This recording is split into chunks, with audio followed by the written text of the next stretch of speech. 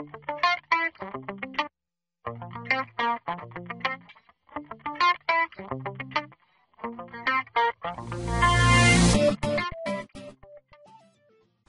est maintenant rendu à l'étape où on va devoir accéder à nos ressources Linux à l'aide d'un client Windows externe. Alors, c'est là que vient vient entrer en scène, si on veut, le système qu'on appelle Samba.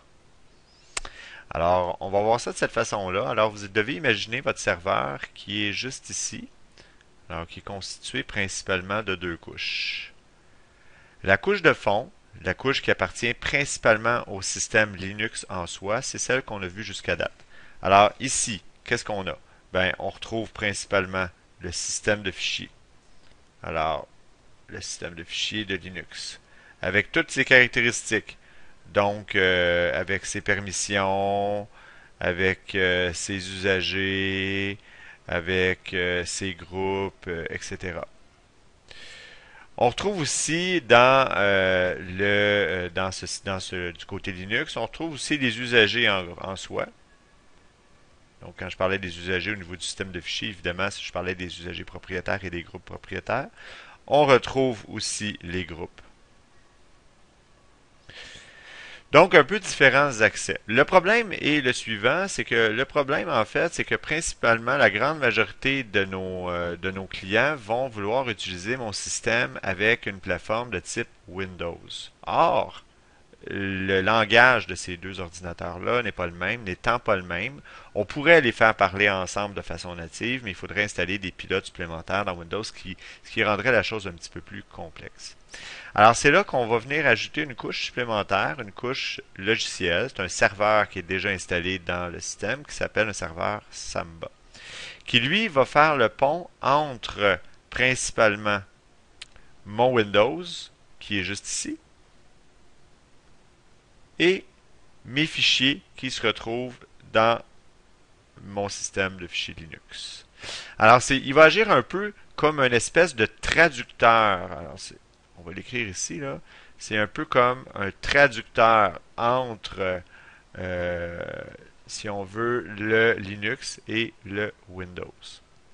Alors, comment ça fonctionne? Bien évidemment, chacun des usagers de Linux devra avoir, si on veut, son équivalent au niveau Samba, premièrement. Pourquoi? Ben, c'est que les mots de passe, ici, sont de type Unix. Donc, sont encodés à la façon Unix, qui est un système d'où Linux dérive. Alors que les mots de passe, ici, sont encodés de façon de type Windows. Alors, étant donné que ce n'est pas le même mot de passe, on va devoir, pour chacun des usagers de notre système Linux, on va devoir évidemment créer un usager. En fait, ce ne sera pas vraiment un usager, ça va être plutôt une instance de mot de passe. Un usager de type Windows ou de type Samba, si on veut, dans ce cas-là. Alors lui, le système, comment on va le voir un petit peu tantôt avec un autre graphique ressemblant à celui-ci, mais lorsque le client qui est ici veut accéder à des ressources situées ici en bas, ben il va premièrement se frotter au niveau du serveur Samba. Hein, ils vont parler le même langage. Et finalement, Samba, lui, va agir à titre de traducteur et va un peu parler à Linux, à savoir si effectivement le client a le droit d'utiliser le fichier. C'est un peu le système de base euh, de, euh, du serveur Samba. Fait qu'en clair, dans le fond, lorsqu'on va se mettre à travailler, ben, on va avoir une machine Windows ici, qui va être dans un coin, qui va vouloir accéder à une machine Linux ici. Et la machine Linux va lui montrer ses ressources via un utilitaire qui va agir comme une couche supplémentaire juste avant. Évidemment, ici, on va avoir un usager plus un mot de passe qui n'existera pas au niveau Windows. L'usager et le mot de passe va exister ici, dans le Linux. Alors, c'est le principe un peu de la gestion d'accès qu'on va voir ensemble. À cet effet-là, je vais vous présenter un peu un graphique ou en fait un document qui, a priori, semble très complexe, mais on va le décortiquer ensemble pour voir un peu qu'est-ce qu'il y en est. Alors, vous avez accès à ce document-là dans la documentation de votre cours. C'est la mécanique de l'accès sous Linux. Alors, ce qu'on va faire, c'est qu'on va se l'approprier ensemble. On va le regarder un petit peu plus attentivement. Alors, je vais juste faire un petit zoom. Alors, on va commencer ici. Alors, disons que le client, dans ce cas-là, ouvre une session avec l'usager Bob sur le domaine emica.local. Le domaine emica.local va être géré, en fait, par le serveur Linux via Samba. Ensuite, Bob, que veut-il faire? Il veut modifier le fichier document.doc qui est situé dans un partage qui est nommé comme ça. Alors, il faut que vous compreniez que le partage, lui, il est rendu accessible grâce à Samba. Alors, c'est vraiment Samba qui va partager le tout pour que le client Windows XP puisse comprendre la situation. Alors, donc, Bob veut aller modifier le fichier document.doc qui est juste là dans le partage marketing. Alors, qu'est-ce qui se passe, évidemment, dès lors qu'on veut travailler? Alors, je vais juste effacer mes trucs ici. Alors, qu'est-ce qui se passe, évidemment, ici? À ce moment-là, au niveau Samba, donc on va travailler principalement au niveau Samba pour commencer juste ici. Qu'est-ce qui va faire notre niveau Samba? Alors, on va vérifier le mot de passe de Bob. Si le compte est inexistant, et j'insiste, le compte peut être inexistant à deux niveaux. Il peut être inexistant au niveau Linux ou au niveau Samba, donc au niveau de l'espèce de traduction de mot de passe qu'on va apprendre à faire avec le temps. S'il n'est pas bon, aucun accès. Évidemment, on va voir plus tard que la commande qui fait en sorte d'ajouter l'usager au niveau Samba ou au niveau Windows là, va être la commande smb passwd-a avec le nom de l'usager. Une fois que ça c'est accepté, à ce moment-là, on va vérifier le droit au partage. Alors, évidemment, on a un partage, il y a certains droits. Alors, selon le membership ou le nom d'usager, donc on peut soit faire partie d'un groupe ou être un nom d'usager. Donc, c'est quelque chose qui va être vraiment déterminé dans un fichier texte, dans une section qu'on va appeler dans ce cas-là marketing.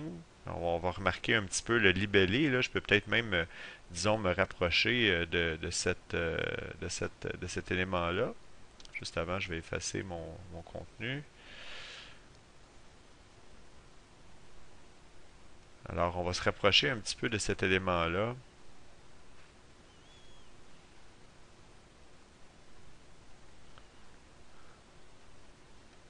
OK.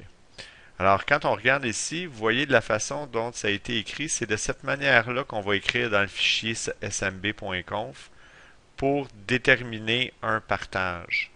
Alors, donc, le système Samba va vérifier dans la section du fichier smb.conf, il y a une faute de frappe ici, c'est conf. Alors, il va vérifier dans ce fichier-là, il va vérifier dans le marketing si effectivement l'usager ou le groupe fait partie. S'il fait partie du bon groupe, à ce moment-là, ben, ça va aller mieux. Dès lors que cette étape-là se crée, à ce moment-là, on va voir qu'il va y avoir un jeton, juste ici, un jeton qui va être créé. Un jeton en anglais, c'est un token. Et qui va spécifier que Bob est membre de deux groupes. Il va spécifier Bob est membre du groupe GR Marketing RO et GR Intranet RW. Donc, il va vérifier son accès au partage dans un premier temps, à cause du membership de ces groupes-là. Alors, finalement, le système détermine qu'il a accès au partage en lecture seule en fonction de son groupe GR Marketing RO. On va voir plus tard comment configurer le tout. Alors, une fois que ça c'est fait, à ce moment-là, on embarque au niveau Linux. Et là, on embarque dans le niveau que vous avez déjà travaillé jusqu'à date. Alors, jusqu'à date, présentement, Bob, dans toute sa splendeur, peut accéder aux fichiers du système, techniquement, uniquement en read-only. Toutefois, il va se passer peut-être d'autres choses au niveau Linux. On va voir ce qui se passe. Alors là, le système va se mettre à revérifier. Est-ce qu'il peut accéder aux fichiers selon son nom, ses groupes, ou de manière anonyme? Alors, on va vérifier la sécurité du fichier document.doc ici, et le fichier a cette sécurité-là.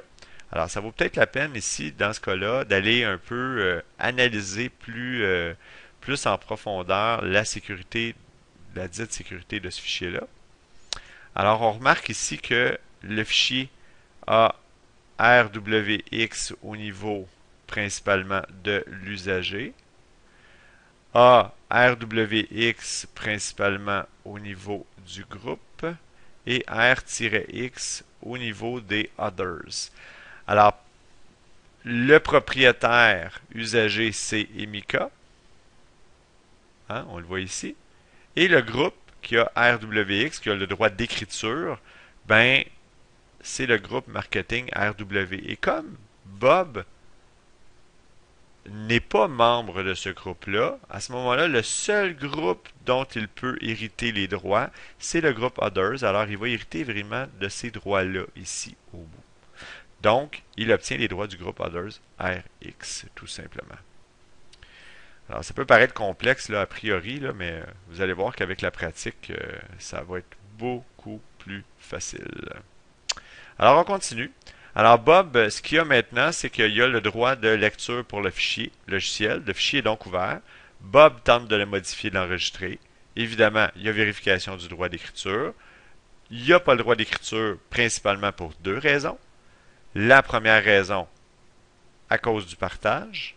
Le partage lui-même ne lui donne pas le droit. Et la deuxième raison, c'est qu'il ne fait pas partie du groupe GR, Marketing, RW qui lui donne le droit à l'écriture. Alors, il y a vraiment deux endroits où est-ce qu'il est barré. Alors, pour pouvoir écrire, là, il faudrait qu'il fasse partie de ce groupe-là. Et ce groupe-là aurait eu un accès écriture au début. Alors, donc, c'est un peu de cette façon-là que fonctionne la gestion de l'accès. Alors, dans le cadre des prochains exercices, pardon, dans le cadre des prochains exercices, ce que vous allez faire, c'est principalement toujours tenter de... Désolé, j'ai un petit problème technique ici. Bon. Alors, dans le cadre des prochains exercices, ce que vous allez faire, c'est que vous allez avoir un contexte, vous allez avoir évidemment à créer des usagers dans un système. Vous allez devoir créer des groupes dans le système Linux. Vous allez devoir créer une arborescence. Vous allez devoir modifier dans l'arborescence ou de ces dossiers, de ces fichiers-là, le membership, c'est-à-dire qui est pas le membership, pardon, les propriétaires. Propriétaire usager, propriétaire groupe. Et au niveau de l'arborescence, vous allez devoir modifier aussi les permissions, donc RWX. Une fois que tout ça va être fait, en réalité, vous allez devoir à configurer Samba, qui va se configurer avec le fichier smb.conf, qui est situé dans le répertoire etc Samba. Et dans ce répertoire-là, ben, vous allez devoir créer des partages en utilisant une syntaxe très précise et très particulière. Puis, dans ces partages-là, bien évidemment, on va vous amener à créer, à déterminer que tel groupe a le droit d'écriture et de lecture, tel groupe a le droit de RO selon une syntaxe particulière. Et par la suite, bien évidemment, les clients, à l'aide de leur Windows XP, vont être capables de se connecter au serveur Linux et d'utiliser les ressources en fonction du partage qui aurait été déterminé précédemment. Donc, vous allez avoir des exercices à faire sur la base de ce concept-là, que même si vous ne comprenez pas maintenant, qui n'est pas nécessairement facile, demeure relativement simple, quoi, qui comporte quand même des bonnes difficultés. Mais vous ne devez pas vous décourager et vous devez faire les exercices correctement pour pouvoir comprendre le tout puis être à l'aise avec cette matière-là. D'accord?